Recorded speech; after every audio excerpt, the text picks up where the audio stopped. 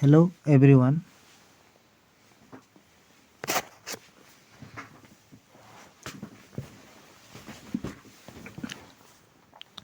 Hello' everyone BN YouTube চেনেলত আপোনালোকক স্বাগতম জনাইছোঁ। আজি আমি ডিছকাছ কৰিম মেথছৰ কেইটামান কুৱেশ্যন আনচাৰ যি নেকি প্ৰত্যেকখন এক্সামত আহি থকা দেখা যায়। তাৰে প্ৰথম কুৱেশ্যনটো হৈছে the sum of the two digit is 15 and the difference them is 3। What is the product of the ডিজিটছ।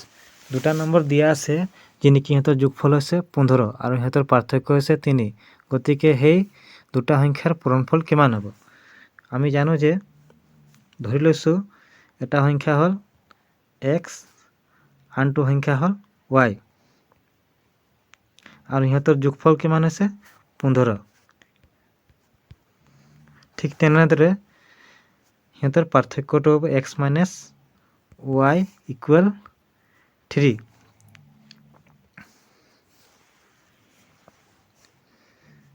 এতিয়া আমি কি কৰিম? প্লাছ মাইনাছ কৰিম। যেনেকৈ এতিয়া y plus minus y 2y হ'ব। 15ৰ পৰা 3 গ'লে কিমান হ'ব? 12। 2টো y লগত পূৰণ হৈ আছে, ইয়াক হৰণ কৰিলে কিমান হ'ব? 6। y ৰ মান কিমান পালোঁ আমি? 6। x plus y = 15। 15 হৈ গ'ল। ঠিক আছে। x প্লাছ y ৰ মান কিমান পালোঁ আমি?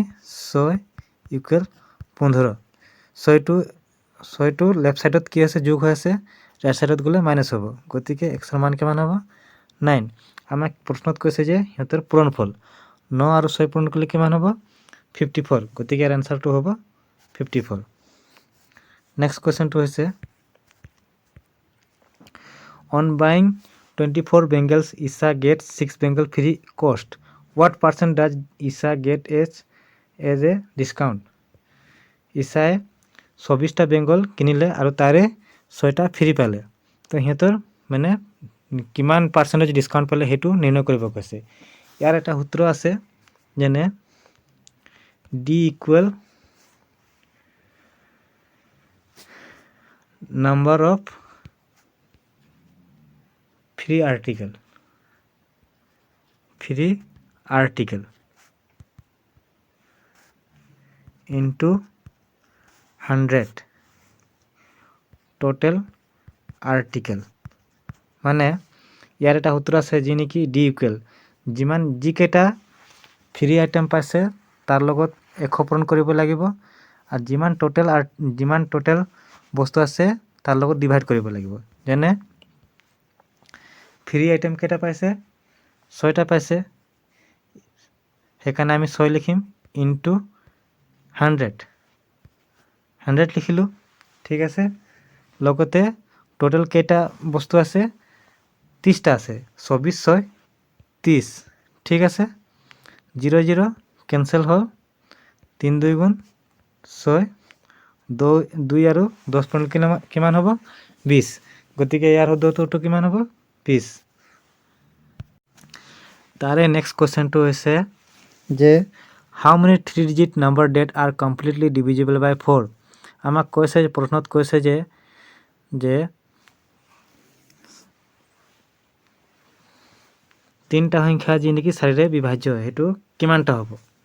আমি জানো যে প্ৰথম সংখ্যাটো হ'ব 100। ঠিক আছে।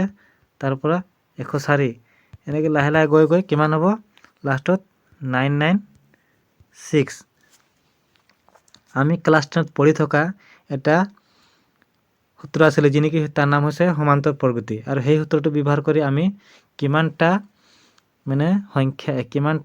সংখ্যা 4ৰে বিভাজ্য হ'ব সেইটো আমি নিৰ্ণয় কৰিম।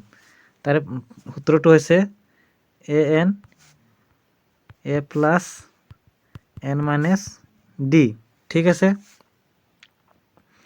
এতিয়া আমি কি কৰিম যে an মানে কি? অন্তিম পদ, যদি কি 996 লিখিম। ঠিক আছে। ইকুৱেল a মানে কি হৈছে? প্ৰথম পদ লিখিম, মাইনাছ n মাইনাছ আমাক কিমানটা কৈছে, সেইকাৰণে আমি nটো সেম টু সেম মানে এনেকৈ লিখিব লাগিব। ডি মানে হৈছে সিহঁতৰ পাৰ্থক্য, প্ৰথম পদ আৰু দ্বিতীয় পদৰ পাৰ্থক্য, আৰু সেইটো হৈছে 4। ঠিক আছে। এতিয়া 9 and 6 আছে, এইটো 100টো কি আছে যোগ হৈ আছে, এইটো চাইডে তাহলে কি হ'ব -896 n - 1 ব্ৰেকেট ইনটু মানে ব্ৰেকেট আছে মানে এইটো পূৰণ হৈ আছে 4 লগত। ঠিক আছে। এতিয়া আমি কি কৰিম,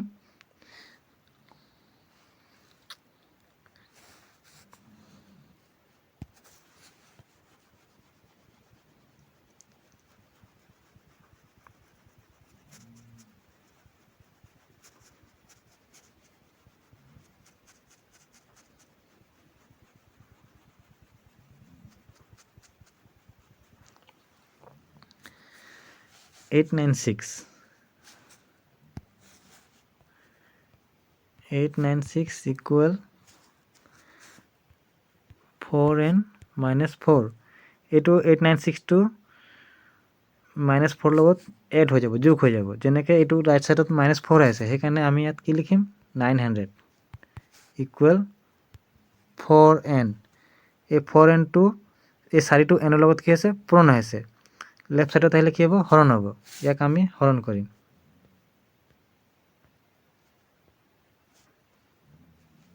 4 × 2 = 8,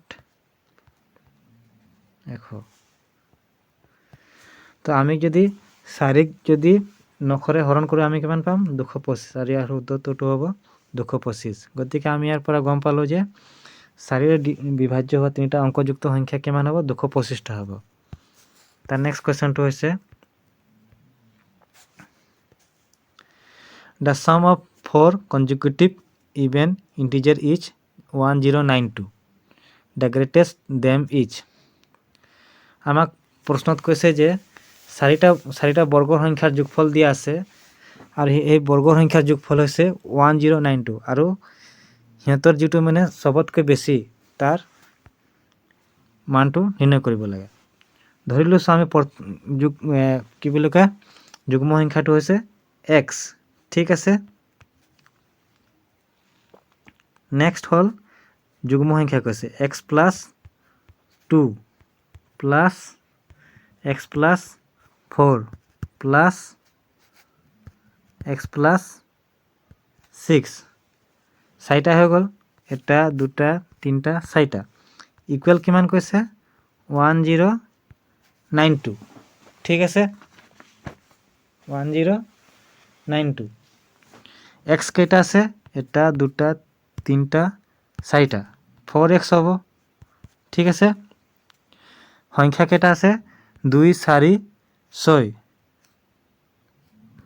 4x + 12 = 1092।4x equal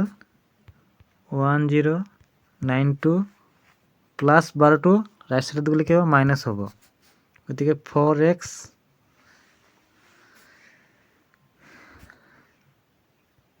equal 1092ৰ পৰা 12 বিয়োগ হ'লে কিমান হ'ব 1080। এই 4টো x লগত কি আছে পূৰণ হৈ আছে, সেইকাৰণে ৰাইট সাইডত আহিলে কি হ'ব হৰণ হ'ব। 4ক যদি মই 1080ৰ লগত যদি হৰণ কৰোঁ আমি কিমান পাম 270। আৰু আমাক প্ৰশ্নত কি কৈছিলে, প্ৰশ্নত সুধিছে যে আটাইতকৈ ডাঙৰ সংখ্যাটো কি হয়। ডাঙৰ সংখ্যাটো কি আছিলে x + 6। ঠিক আছে, আমি এক্সৰ মান কিমান পালোঁ 270 প্লাছ 6 যদি এই দুটা যদি যোগ কৰি দিওঁ কিমান পাম আমি 276 আৰু ইয়াৰ শুদ্ধটো ৰৈছে 276। আজিৰ ভিডিঅ'ত ইমানে। যদি আপোনালোকে যদি বুজি পাইছে তেনেহ'লে লাইক কমেণ্ট শ্বেয়াৰ কৰিব আৰু আপোনালোকৰ সহায় সহযোগিতা এটা বহুত প্ৰয়োজন হৈছে। আজিৰ ভিডিঅ'ত ইমানে, ধন্যবাদ।